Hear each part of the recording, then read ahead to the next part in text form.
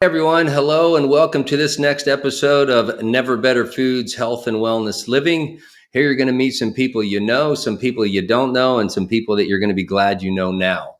So we oftentimes talk with different people, high level about health and wellness, but today we're going to specifically meet some people.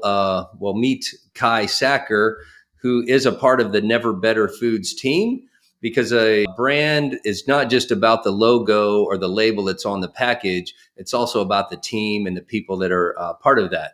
So I'd like to introduce you to Kai Sacher. Welcome, Kai. Hello, Doug. Thanks for inviting me. Good to see you. And with technology, it's good to see you because I believe you're broadcasting from Europe. Yes, today I'm in Madrid. Nice, nice. Well, welcome. And Kai, can you tell us a little bit about yourself and then your journey that's taken you from Europe to where you are today?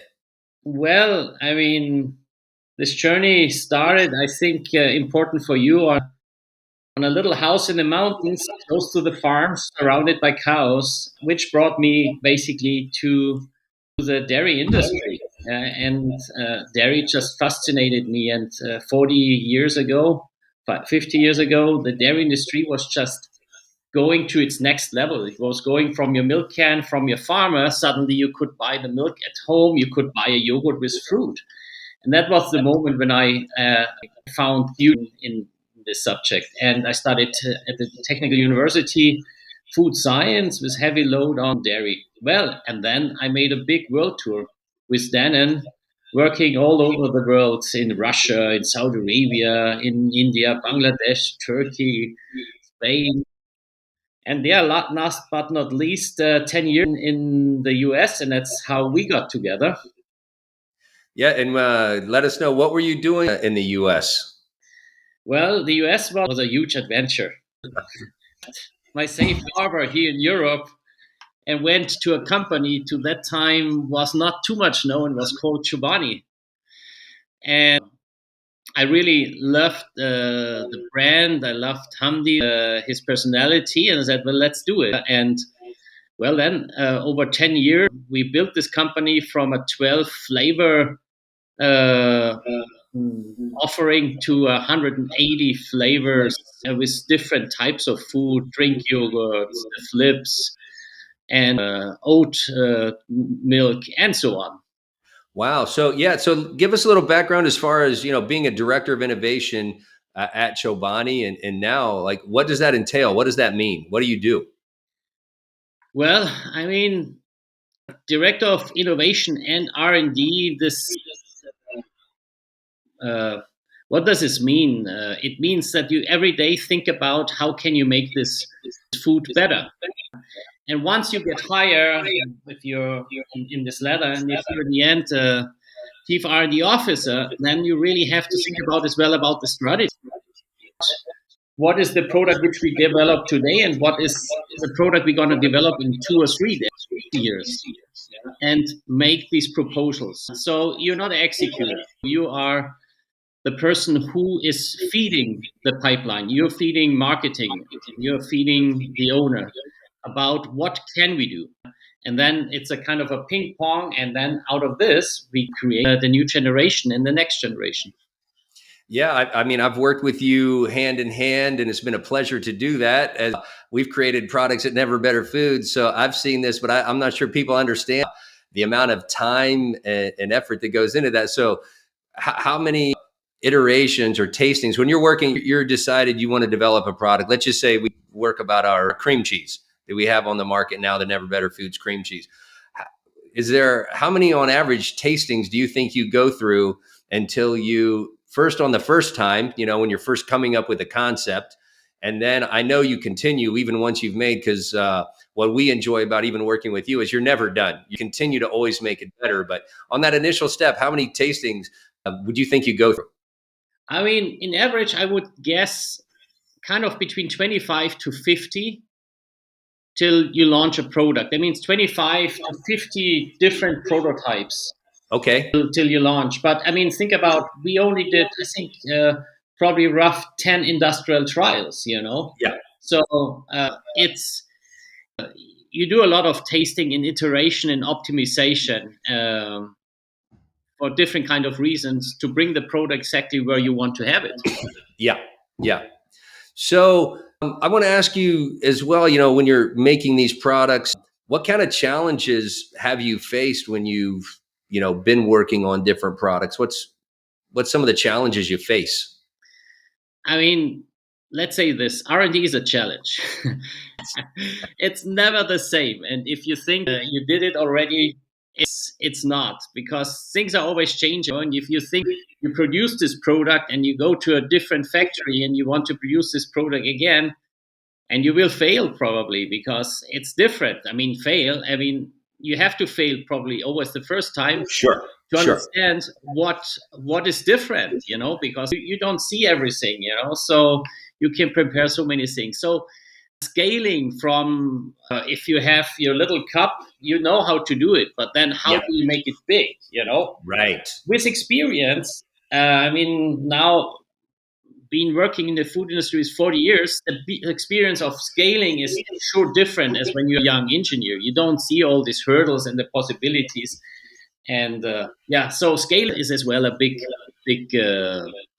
Yeah, I know. I mean, even speaking with people at the factory and with yourself, you know, people come up with ideas, and people listening here, I think it's something to point out. You make a recipe in your kitchen and you're like, oh, I've come up with this great product. But then translating that from the kitchen utensils and the blender in your kitchen to an actual industrial scale is something that's completely different. And it does take a special talent to be able to do that.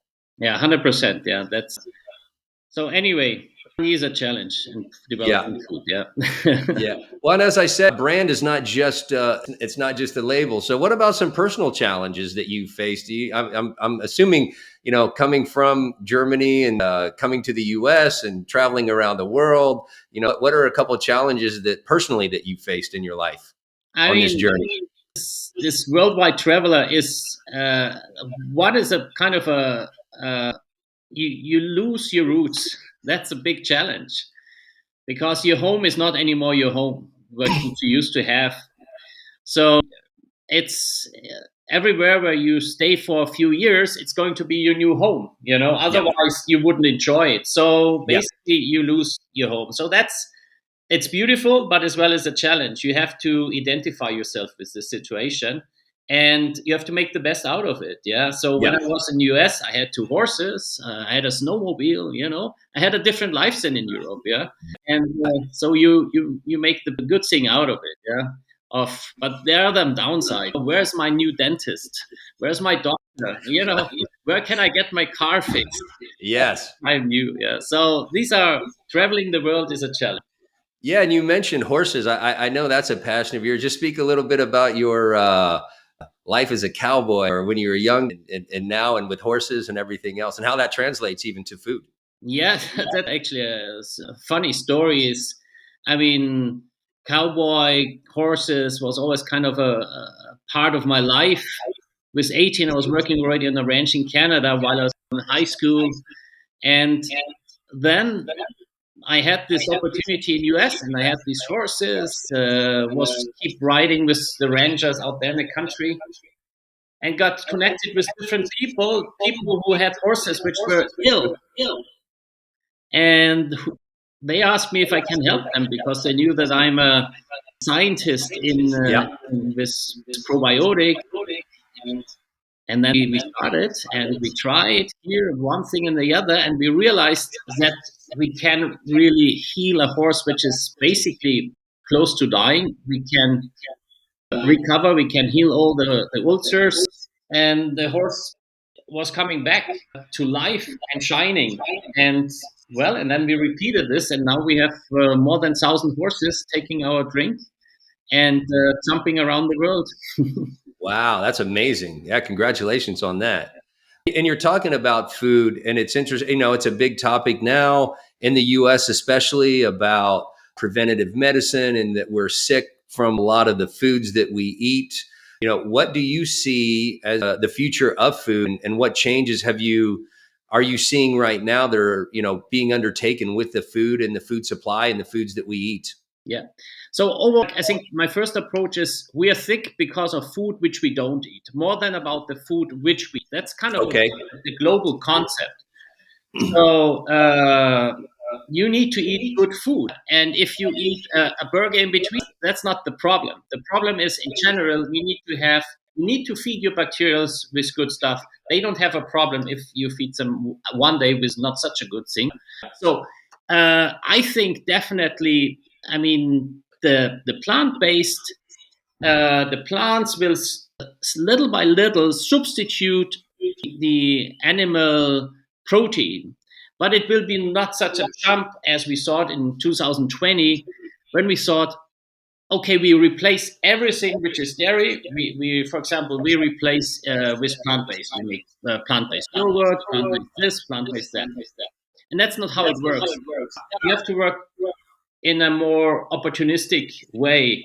There are some products which have a lot of opportunities to be replicated in a delicious way or even in a similar or better way. But you cannot just say, okay, I developed this beautiful Greek Chobani yogurt with plant based. It will not happen. But the other things like our cream cheese, I mean, where people are struggling to understand, is this now dairy or is it not dairy? So I think it will be little by little, it will grow, but it will not be that in 2030, 50% of our, for example, dairy will be replaced by milk. This is not as fast. Be- So yeah, Okay, so yeah, so that was going to lean into my next a little bit, not only about the future of food, but how do you see the future of plant-based foods? so yeah. Having said this, that little by little it will be replaced. So we will have offering in certain segments where the original animal protein will be completely replaced by plant Okay. protein. And in some, it won't. I mean, a good camembert, when you're traveling in France, you have this beautiful camembert there.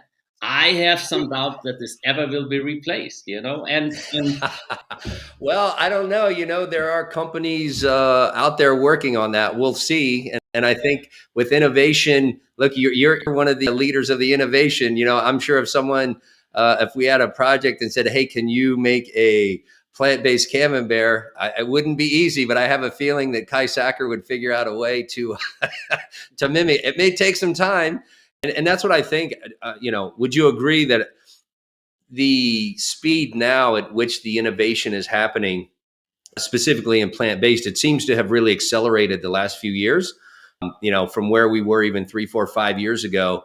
I think, and look, that's a goal of ours that you can't taste the difference texture wise, flavor wise on foods. And to your point, it's going to take more time with certain items than other items. And cheese has been very difficult, by the way. So that's why I think, we've come a long way, because when I'm out there talking with people about our Never Better Foods brand, one thing that they're constantly say is, they've tried a lot of different plant-based foods, but they love cheese and they couldn't find a good cheese. So hats off to you as we continue to innovate in these dairy product, plant-based dairy product. And ours are also top 9 allergen free. So that's, caused, it's not issues, but I mean, that is a box that we have to check when we're trying to create something that we don't use things with allergens and stuff like that. So speaking of, your journey, the foods, do you have one or two projects that you're like really proud of, that when you see that out there on the shelf, you're like, hey,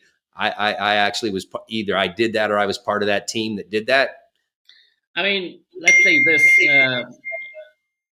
when I developed as a young engineer my first product, and I could see it on the TV in Germany, I think, wow, I developed this, and I was just a young scientist. I mean, what more can you get? What more can you get as uh, this is just unexplainable how beautiful this. But then, I mean, think about the flip which we created in the US, Chobani Flip. I mean, this was a total new product category, untouched, and we developed a product which was not yogurt plus cornflakes. We kind of cracked the code of Da Vinci to say, okay, how can you make with yogurt and some crunches and inclusions a creation? And how can you deconstruct, for example, almond joy to make it to a beautiful creation? And is in one moment, this coconut yogurt, this almond joy, called Coco Loco, was flavor number one in the US, more than strawberry. We made something totally different and did what the market research couldn't tell us, because market research would say you should do a strawberry with cornflakes. So yeah, we were proud about this approach and about our cream cheese. I mean, this is something where I say, wow, we made a lot of market tests and comparison, and we see that our product is just always beating the others, and I, I'm super surprised that we can do this just on this more simple way without hundreds of scientists. Yeah, it is amazing. I think one thing, we were working together a week ago on some projects, and what Kai's mentioning here on flavored cream cheeses, that is something that we're going to be launching here later in the year. And we've done what he just said, the market research, and just tried flavors in the lab. But it's true. One thing I think about us is, and it must be refreshing, and or I don't know, Kai, when you've worked in a big company, it can take you 6 months to do something that we can accomplish in a few days or a week, because you have to get a lot of people to sign off and agree. And I think that's one of our advantages that I really enjoy working with you, is the speed at which we're able to even come up with a concept, do some testing, and then have a product ready for market. Yeah, I mean, this can prove this experience, to make all these shortcuts. Absolutely. And Your experience definitely helps us go faster. The downside is, as a startup and a newer brand, it's like everybody. So that's why we appreciate everyone's support, is because, we don't have the deep pockets to spend years and years developing a product without getting it to market. absolutely, we don't have this time. So Yeah. we have to make shortcuts and improvise. And that's how we did it. And that's how we're going to do it as a startup. Yes. Yeah. And no, it's been great, and it's been fun working with you, Kai. Is there any last thoughts you might like to give anyone about anything? Well, I mean, I think, as you said, the food industry is going to change.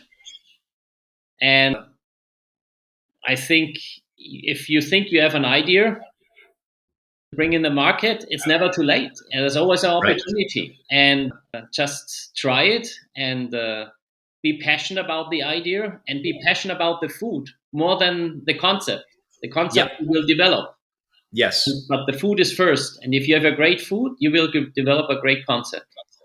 Yeah, and I think that's true about anything in life, right? You have to be passionate about it for it to be successful, because there's definitely there's ups and downs. There's times you're like, well, what are we doing? And again, even for us as a new emerging brand, you're competing with brands that have been available for years and years and years. But you have to be passionate. And that's why I think, like I said, introducing people to the team, that we do have a very passionate team here at Never Better Foods, and Kai being one of those leaders.